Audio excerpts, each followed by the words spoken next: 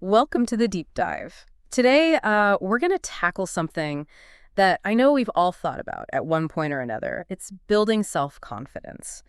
And we're going to use this awesome article from Psychology Today called How to Build Your Self-Confidence to do just that. And, this isn't just about, feeling good. It can really impact everything from, like, trying new things to how you bounce back from setbacks.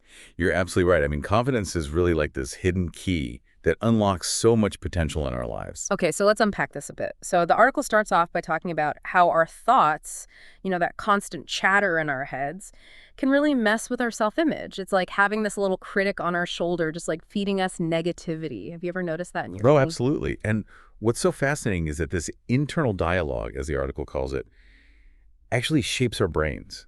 Yeah. Every time we have a negative thought, it reinforces certain neural pathways, making it even easier to have, those same thoughts again and again. It's like we're literally wiring ourselves for self-doubt. Whoa, okay. So if I like forget my phone and I think to myself, oh, I'm so stupid, I'm basically training my brain to think that more often. That's a little scary, but also kind of empowering, right? Because if we're creating those pathways, we can also change them. Exactly. And the article offers some really cool techniques for like reframing those negative thoughts.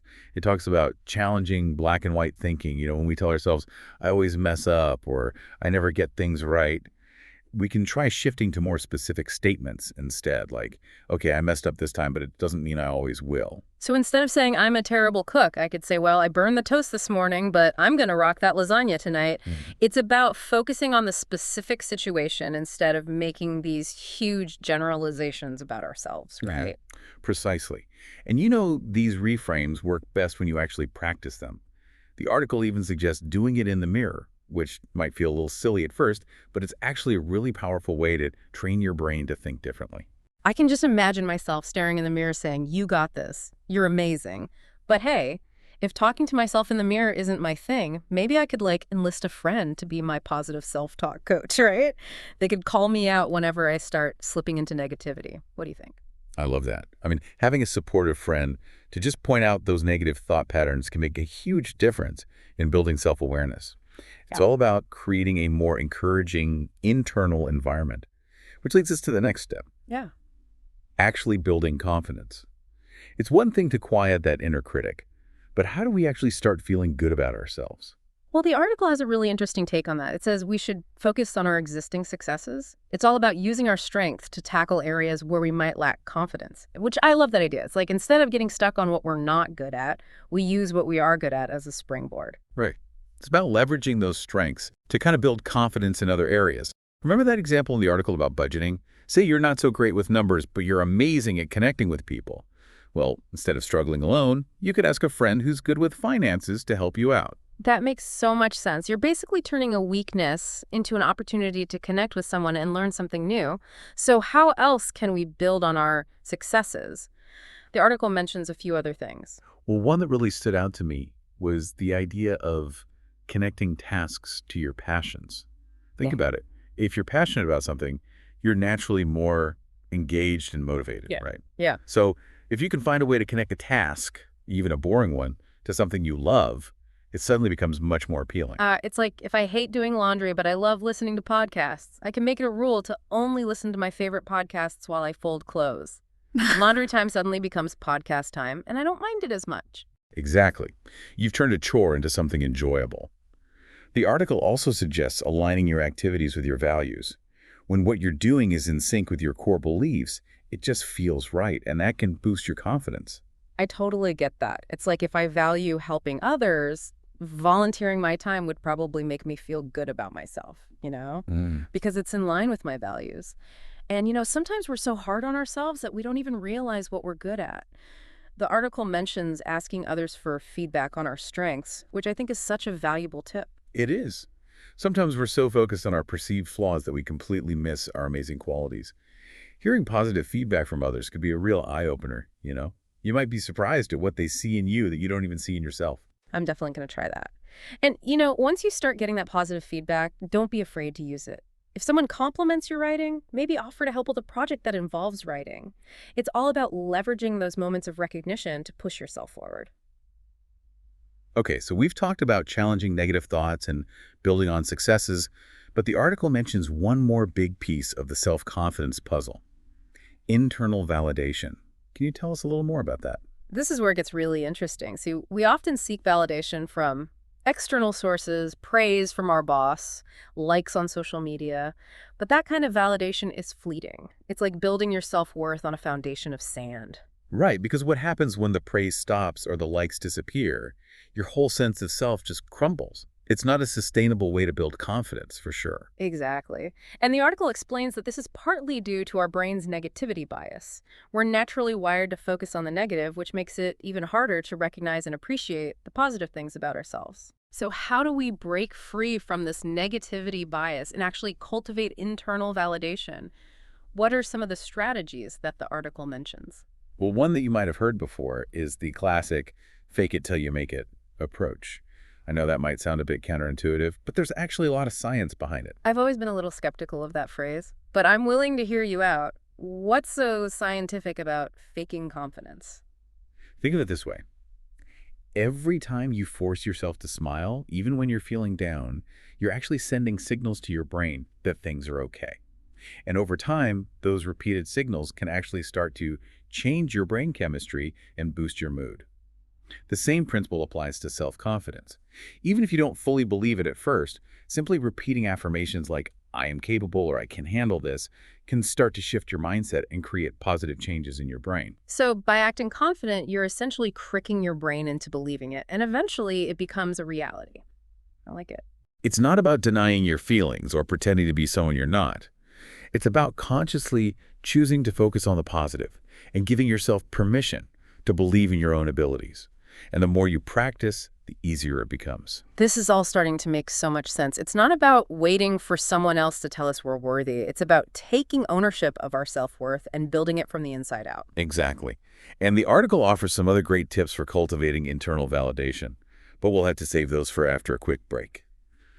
Don't go anywhere. We'll be back soon to continue our deep dive into building self-confidence. Okay, we're back, and I'm ready to hear more about those internal validation strategies. Oh, yeah. You know, one that really resonated with me was this idea of starting your day with gratitude. So like instead of, reaching for your phone first thing in the morning, take a few moments to just reflect on what you're grateful for. Mm-hmm. It can be something as simple as a warm cup of coffee or a sunny day. Yeah, that's a great idea. And it doesn't even have to be like external things, you know. You can acknowledge your own accomplishments too, even the small ones like, hey, I got out of bed today. That's a win. Exactly. It's all about shifting your focus to the positive, Right. kind of setting a more optimistic tone for the day. And, when you do receive feedback, whether it's positive or negative, try to really absorb those positive parts. I know it's easy to get hung up on criticism, but consciously choosing to highlight the good stuff can make a huge difference in how you perceive yourself. It's like training your brain to seek out the good instead of automatically going to the negative, which I like that.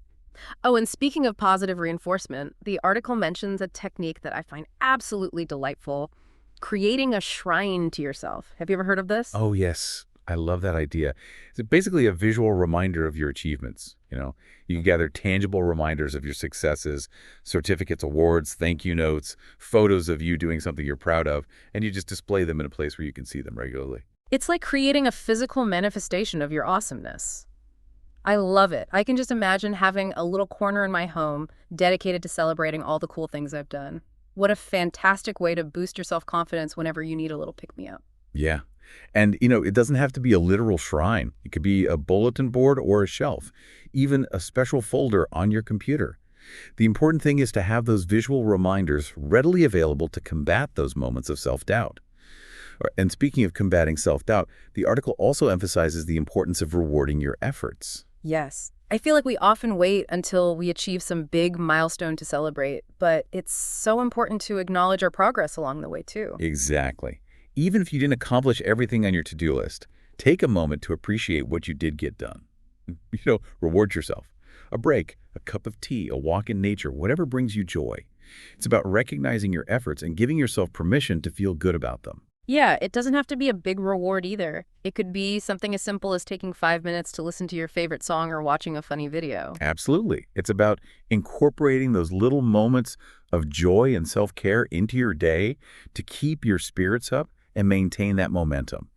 And finally, the article suggests ending the day with a reflection on your achievements. Oh, so instead of like dwelling on what I didn't get done, I should take a few minutes to appreciate everything I did accomplish. Yeah. I like that.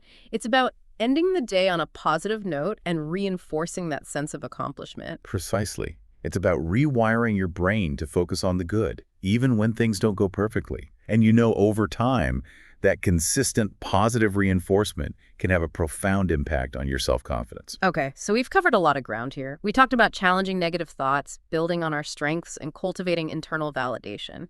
It's amazing how all of these pieces fit together to create a more confident and resilient self. It really is. But, building self-confidence isn't just about feeling good. It can actually have a ripple effect on other areas of our lives, too. Oh, absolutely. I've noticed that when I feel good about myself, it's like everything else seems to flow more smoothly. My relationships are better, I'm more productive at work, I'm just generally happier. That's exactly what the article highlights.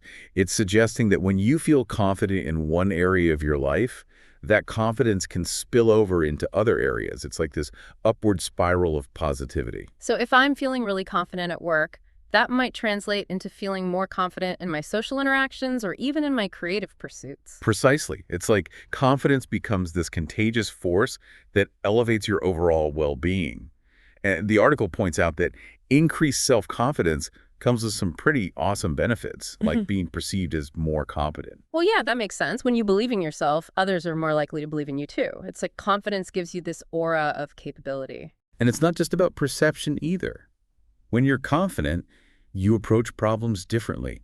Challenges don't seem as daunting because you have this inner belief that you can handle them. Yeah, it's like confidence gives you this mental toughness to face obstacles head on. And if things don't go as planned, you're more likely to see setbacks as opportunities for growth rather than as personal failures. Exactly. Confident people tend to be more resilient. They bounce back from setbacks more quickly. They're less likely to get derailed by challenges because they have this underlying belief in their ability to overcome them. Now, before we wrap up our deep dive into this insightful article, I want to circle back to something we discussed earlier, the difference between seeking external validation and cultivating internal validation. Yes, that's such an important distinction. It's so easy to fall into the trap of needing others to tell us we're good enough, but that kind of validation is fleeting and ultimately disempowering. Absolutely. What's truly liberating is developing a strong sense of self-worth that comes from within. The article offers a really interesting way to gauge whether you're relying more on external or internal validation. It asks, when someone gives you praise, does it feel random or out of the blue? Or does it feel deserved and an act of recognition? Whoa, that's a powerful question. I've never thought about it that way before. It really makes you pause and reflect on where your sense of validation is coming from.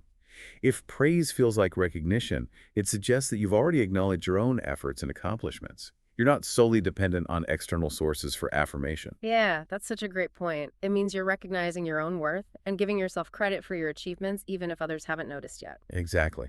And remember, building self-confidence is an ongoing journey. It's not a destination you reach overnight. It's about cultivating a positive mindset, practicing self-compassion, and consistently taking small steps towards growth. And what I love about this article is that it gives us so many practical tools to start taking those steps today, whether it's reframing negative thoughts, celebrating our wins, or creating our own personal shrines of awesomeness. There's something here for everyone. Absolutely. And remember, even the smallest actions can make a big difference over time. Well said. I think we've covered just about everything from the article, wouldn't you say? I think so. Yeah. It's been a fascinating deep dive into the world of self-confidence. Now, before we wrap things up completely, I want to hear from you, our amazing listener. We've explored all sorts of strategies for building self-confidence, but what's resonating most with you? What's one nugget of wisdom that you're going to take away from this deep dive? And more importantly, what's one small step you can take today to start putting these ideas into action? Remember, even the smallest actions can create a ripple effect of positive change. All right, we'll be back in a moment to wrap up our deep dive and leave you with some final thoughts. Okay, we're back. And I don't know about you, but I'm feeling pretty pumped about taking charge of my own self-confidence after that conversation. It really is amazing how much power we have, to shape our own beliefs and create positive change. Absolutely. It's not about waiting for some magical moment where confidence just appears. It's about actively building it, brick by brick, with each positive thought, each positive action. And the best part is that anyone can do it. Yeah. Self-confidence isn't some innate quality that some people are just born with and others aren't. It's a skill, it's a muscle that we can all develop with practice. I love that analogy. Building self-confidence is like hitting the gym, but for your mind. You wouldn't expect to see results from just one workout, right? It takes consistent effort over time. Exactly. It's about showing up for yourself each day, even when you don't feel like it. Some days you might be super motivated and ready to, conquer the world, and other days you might just need a little pep talk in the mirror. Or a visit to your shrine of awesomeness.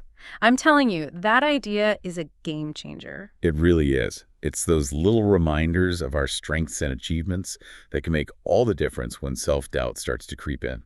So as we wrap up this deep dive into the world of self-confidence, what's the one big takeaway you want our listeners to remember?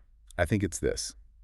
Building self-confidence is an ongoing journey. It's not like a destination. There will be ups and downs, moments of doubt, moments of triumph. But the key is to just keep moving forward, one step at a time. Beautifully said. And remember, dear listener, you are capable of amazing things. Don't underestimate the power of your thoughts, your actions, and your belief in yourself. Go out there and create the life you want, with confidence as your guide. We believe in you. That's it for this episode of The Deep Dive. Thanks for joining us on this journey of exploration and discovery. Until next time, keep diving deep.